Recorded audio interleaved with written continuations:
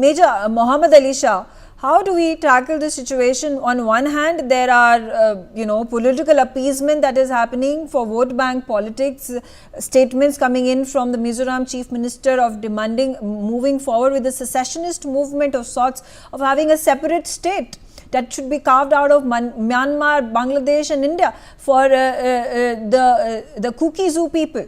And on the other side, the hands of the armed forces, the CRPF, are clearly tied, because the central government does not want to make a move, does not want to make a decisive decision for whatever reasons that it finds to be appropriate here.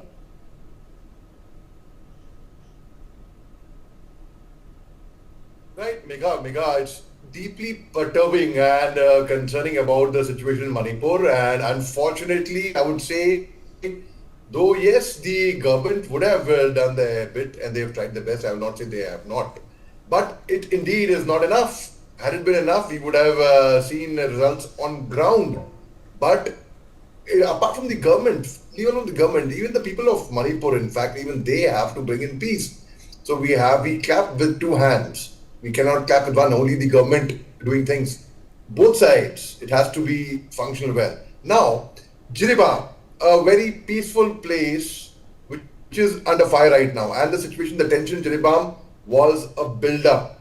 It was building up the whole of September when I had analyzed it much earlier that Jiribam, if it's not controlled right now, just like the entire state Manipur, Jiribam also, where a lot of Mar population, HMAR, it's pronounced as Mar. So where the Mar population, which have an affinity towards Mizoram, but which comes overall under the Kuki umbrella, basically. So where they would be having a problem. So what we are seeing right now, we are seeing the violence between the CRPF and I would call locals. Locals, when I say locals, I would include Maite Kuki. I mean, I'll not say Maite Kuki differently. I'll say the locals. So we are having a problem over there, and we have one CRPF Jawan was killed, and there were some other people, the Kuki or whoever the armed insurgents or whoever they were also killed. So the very fact is, how do we bring in peace? What will happen? How? The foreign, as both the general officers earlier have very rightly and very accurately analyzed the situation that yes, it is no longer a political problem. It's a matter of national security, which started off initially, I would say, a political problem. Have you ever seen ministers kith and kin, apart from very rare cases? But normally we don't see ministers kith and kin becoming casualty to ethnic violence or communal violence or rioting or such things. Why? Because obviously the creation is mainly political. When the creation is political, how can we have a military solution to that? That to a military solution with the armed forces, the security agencies having their hands behind their backs. So the very fact is, Indian Army is doing a commendable job, which is led by Assam Rifles, which is led by the Indian Army officers. I had the fortune of being a company commander with the Assam Rifles, and I was sent on deputation. They are doing a commendable job, totally neutral, totally impartial, who will only protect the community, the side which is getting beaten, the side which is getting victimized. So how do we get a solution for that? Yeah. So we had a meeting of the Mighty and Cookies recently at the Home Ministry's initiative. But what was the outcome? What was the result? That's important. So I strongly say, I strongly say they urgently should be a solution. Whatever they do, Sam, Dam, Dan, Bed, but bring peace in Manipur, Megha. Okay. Major Ali Shah, I remember just recently, a few months ago, when the Lok Sabha elections campaigning was in full stead. Rahul Gandhi was doing his Bharat Jodo Yatra, started it from Manipur, took it out until Maharashtra. He reached Mumbai, and it was a burning issue that the opposition had raked up every single day, every few hours when these politicians were holding their rallies and making public speeches. It was a number one issue when the Lok Sabha session in the parliament started. But all that seems to have completely doused now. Right, Mega, yes, as you rightly brought out some time back, that the identity of the about 11 men who've been killed, who are armed men, it has not been disclosed. It's not been as yet.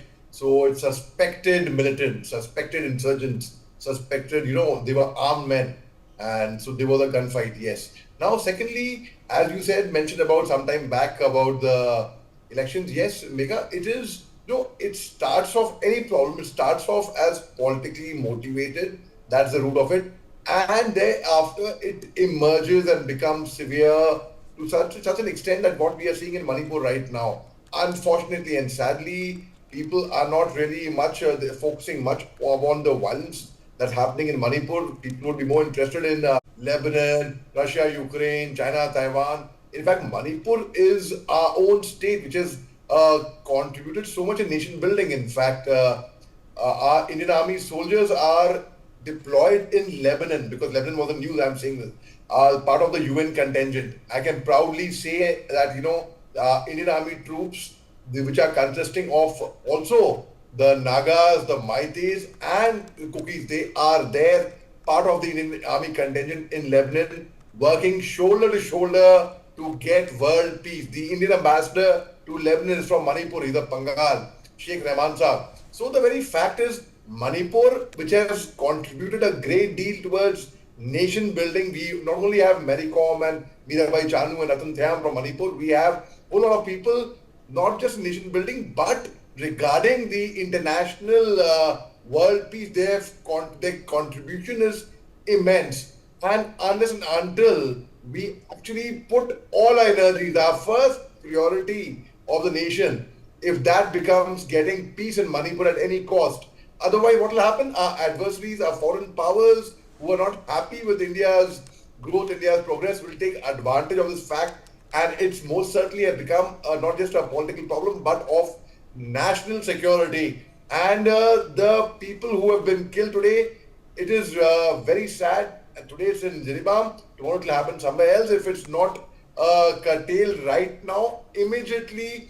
And we cannot, as General Katori said, army cannot operate without Armed Forces Special Power Act over there. What will Right. they do? It will be like, so the ASPA, Armed Forces Special Power Act, which is very controversial. I understand it can be tweaked a bit, it can be modified a bit. It Okay. cannot be done away with completely, Mega. Okay.